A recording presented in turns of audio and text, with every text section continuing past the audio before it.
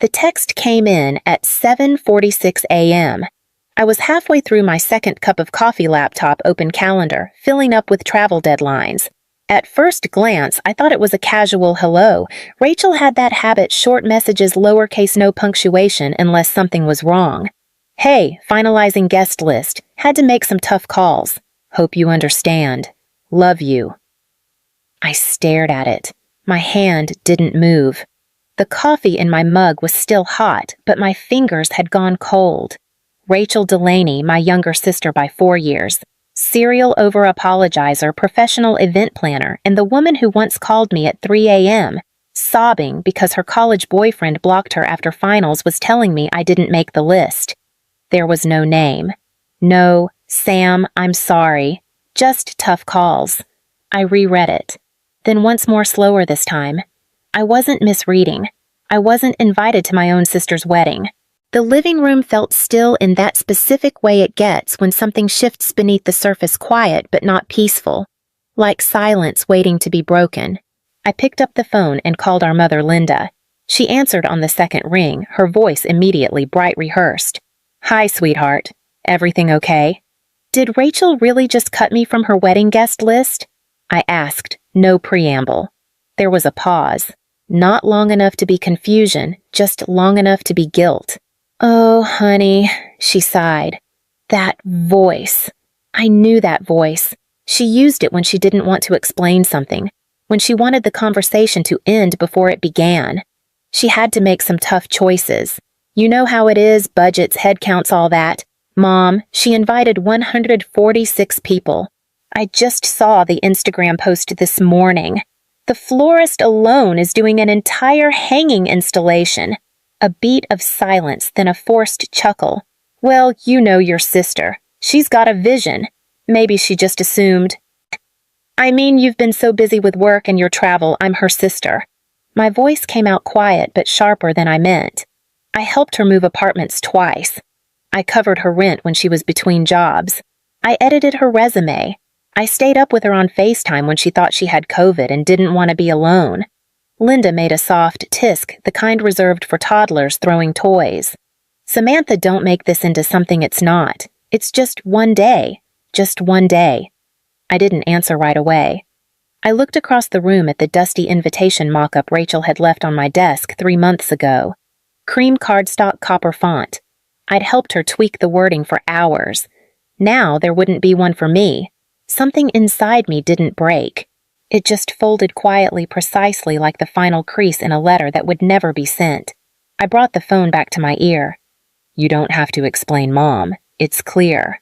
She sighed again, but I'd already hung up. No yelling. No argument. Just air. Then calmly, I opened my laptop. If I wasn't welcome at the wedding I helped build, I would not be spending that weekend in Oregon. I would be somewhere quieter, somewhere warmer. Somewhere that didn't confuse silence for peace. Rachel once called me her emotional fire department. I remembered the exact phrasing because she'd said it between hiccuping sobs, sitting on the floor of her college dorm room, mascara streaked down her face while I talked to her through a dying iPhone battery and a 5-hour time difference from Greece. You always show up, she'd whispered then, like it was a compliment. But sometimes showing up becomes a habit people expect you to never break. After Dad died, Rachel collapsed. For a full week she slept in my apartment. She didn't eat unless I made food, didn't speak unless I asked questions. Mom wasn't much help then. Linda did grief like she did everything tidy, efficient, and in a separate room. It was me who canceled the utilities. Me who sorted Dad's garage. Me who found the funeral program typos and stayed up the night before printing new ones. Rachel had cried through the entire service.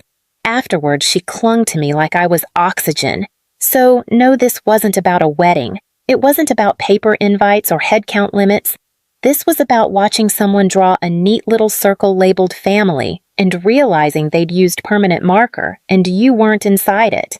Last year, she lost her job in Austin. I wired her half her rent without blinking, said it was no big deal. When her boyfriend cheated, I let her crash at my place in Portland for 2 weeks and never asked for anything back, not even the groceries she emptied or the laundry she left half-finished. And when she got engaged, shaky, nervous, terrified she'd mess it up, I was the one who listened to her spiral for hours. "You're the only person who doesn't make me feel like a burden," she'd told me. I never asked her to prove that. Maybe that was my mistake. Linda, of course, had her version of fairness. When Rachel forgot my birthday 3 years in a row, Mom would smile and say, "She's got a lot on her plate, sweetheart." When I skipped a family dinner because of a project deadline, she called me distant. When I paid for the Airbnb over Christmas so everyone could have space, she thanked Rachel for organizing it. It became routine. I handled things. Rachel reacted to things, and Mom kept score in a language I was never taught to read. I didn't think I needed credit, but I hadn't expected to be erased. I sat on my bed scrolling through Rachel's engagement photos again. There she was, grinning on the Oregon coast wind in her hair, fiancé's arms around her waist. I'd taken those photos. My lens, my weekend. There were 37 pictures in the set, not one mention of me in the caption. I don't remember getting angry, not the loud kind anyway. Just that same dull ache of stepping into a room you furnished only to find no one saved you a seat. That's when I opened a new browser tab and typed in Santorini solo travel packages. The screen glowed pale blue against my face. Tabs open like wounds, flight comparison sites, hotel listings, a currency converter still showing Greek euros. I didn't even remember opening them. It wasn't a revenge trip. I wasn't interested in proving anything. I just knew I wasn't going to sit in my apartment watching filtered reels of a wedding I was meant to be in, nodding politely when relatives told me, "Wish you could have been there." Rachel had wanted space. I would give her continence. The irony made me smirk. I'd spent weeks helping her research Santorini resorts for the honeymoon blue-domed villas, cliffside suites, the kind of trip you imagine for your best life. The booking link was still in my inbox. My name was still listed under optional contributor. I clicked the link. I booked it, but this time the suite had one guest. No +1. No champagne package for 2. Just me, a king-sized bed, and the sound of waves that didn't ask questions. The confirmation email chimed in like a quiet applause. I stared at it for a long time, not smiling, not crying, just there, present. For the first time in a long while. Next came the flights. One way for now. Portland to Athens, then a connection to Thera. I picked a window seat. Always window. I wanted to watch the world shrink behind me. I packed in silence that night. 1 suitcase. Lightweight linen, 2 books I'd been meaning to read, a pair of sandals with the tag still on. No makeup bag. No dress for a reception I'd never attend. I paused at the jewelry drawer. Reached for the pearl earrings Dad had given me on my 21st birthday. I hadn't worn them in years, slipped them in the side pocket just in case. By morning, I was already halfway to the airport when Linda called. 3 times. No voicemail. I didn't answer. At the gate, I took a photo boarding pass passport coffee cup, nothing posed. Captioned it simply, "Turns out the best way to RSVP no is to leave the country." I hit post, turned off notifications, slipped the phone into airplane mode. Some departures don't need witnesses. The Aegean air met me like a welcome I didn't realize I needed.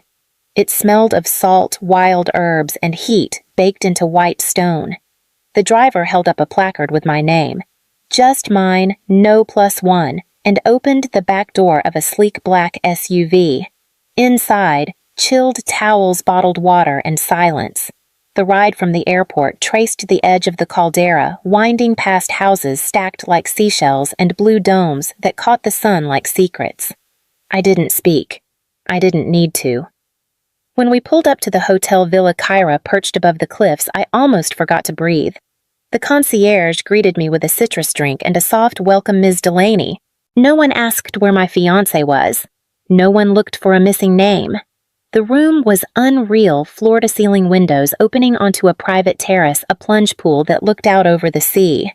I dropped my bag, stepped outside barefoot, and stood there until the sun shifted. Later, I ordered room service grilled octopus lemon potatoes and a glass of local white wine. I took a photo of the view, just the sky turning apricot above the water, no filter. I nearly didn't post it. Then I typed 1 guest, 1 sunset, still complete. The likes came fast. An old friend from college. Wait, are you in Greece? My cousin Leo. Not you stealing your sister's honeymoon. And then Monica. Okay, this is iconic. Please don't come back. I smiled. Not big, just enough. Then came the other notifications. Missed call, Mom. Text, Samantha. Are you seriously skipping your sister's wedding over this? You're being unfair. Rachel is hurt. We're all hurt. I didn't reply.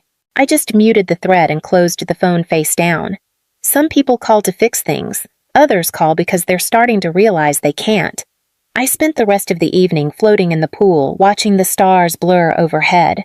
My body felt weightless, but not just from the water.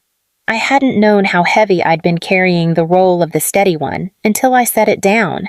No one needed a decision from me. No one asked me to hold a hand or calm a panic. And for once, no one expected me to save the day. The moon rose in silence, and I let it.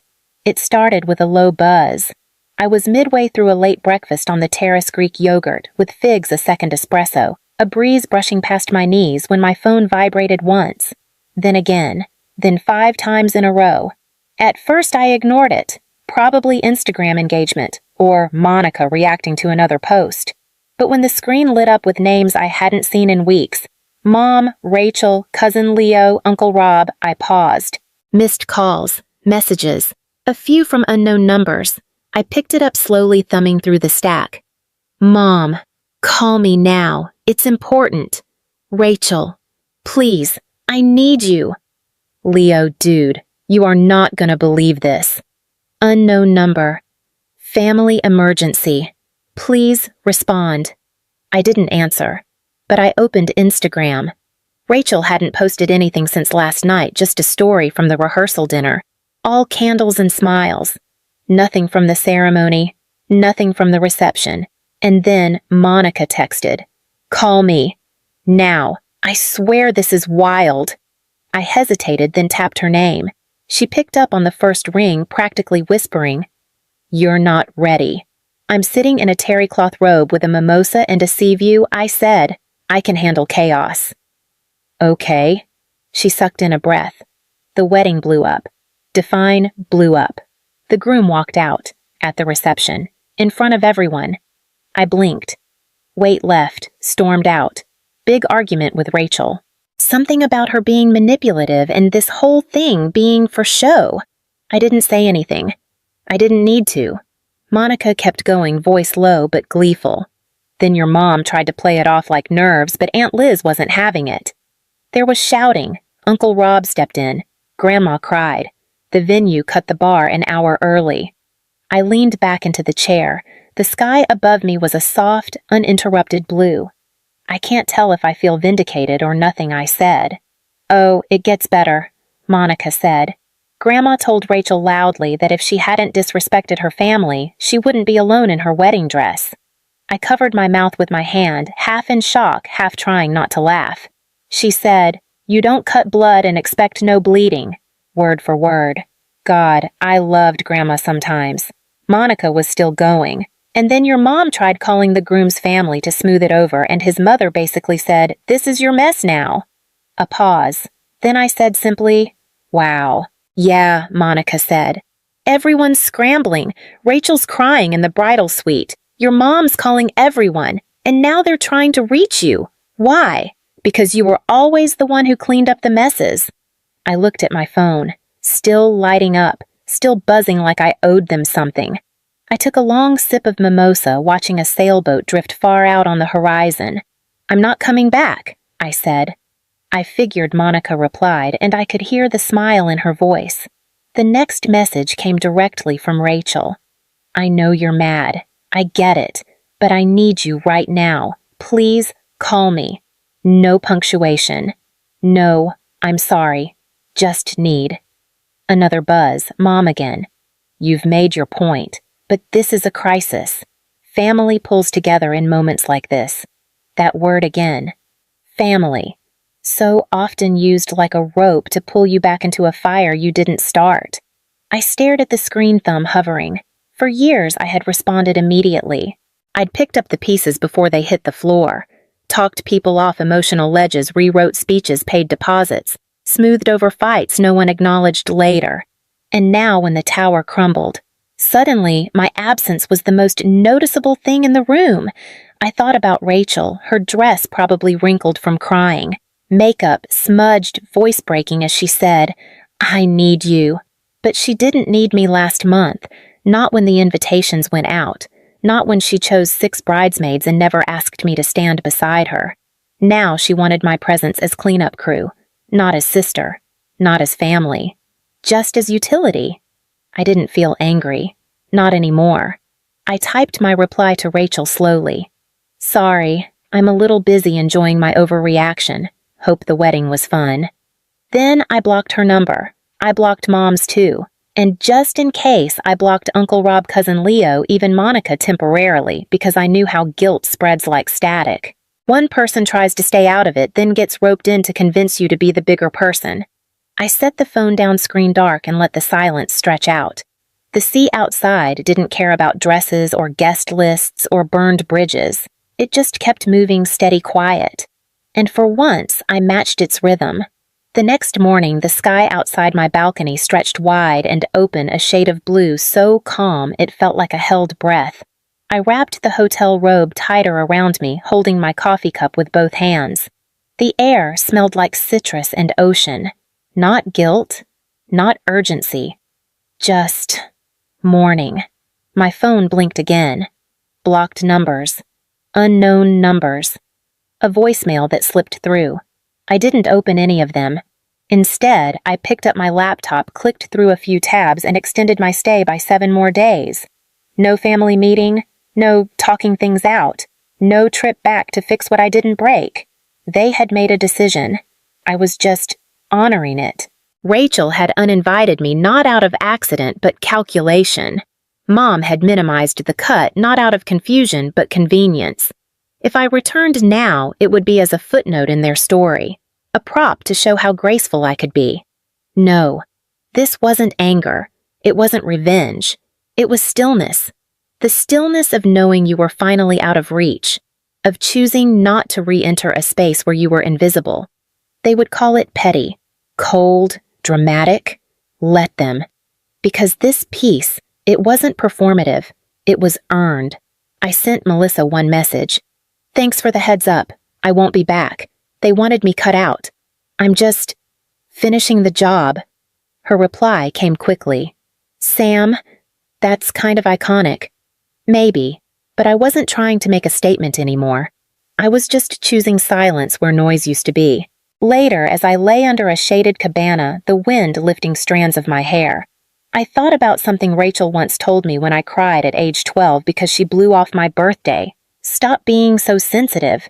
You're not the center of the universe." She was right. I wasn't. But for once in this tiny corner of the world, this stretch of sun and salt and silence, I didn't have to be. I just had to be unbothered. That evening, the sun bled orange across the horizon, casting a molten shimmer across the waves. I stood barefoot at the edge of the beach, the tide curling over my feet and retreating like breath. In one hand, a glass of wine. In the other, my phone. I opened the photo app and scrolled, not to family pictures, not to memories, but to the snapshot I took on the flight down here. Legs stretched out, champagne in hand, that half smile. I posted it again, but this time no caption, no message, no performance, just the image. I didn't need to explain anymore. Not to Rachel, not to my mother, not to anyone who ever thought I could be removed and simply replaced. As I slipped the phone into the sand beside me, I watched the water pull away again, smooth, clean, indifferent. Somewhere back home, I imagined their voices still rising. "She needs to come back. She's being unreasonable. She doesn't care." They were right. I didn't. Not about what they thought. Not about how they'd rewrite the story. Because I'd finally walked out of the narrative they built without me. And all I left behind was a single, uncaptioned photo, posted at golden hour. No location tag, no return date, no apology. Only one visible detail, the initials monogrammed on the cloth napkin folded on my lap. SM. Not Sammy, not little sister, not just being difficult, just me. Fully present, but no longer available. I used to be the one cropped out of the picture, so I chose to rewrite the frame. If you've ever walked away in silence, just leave a single dot.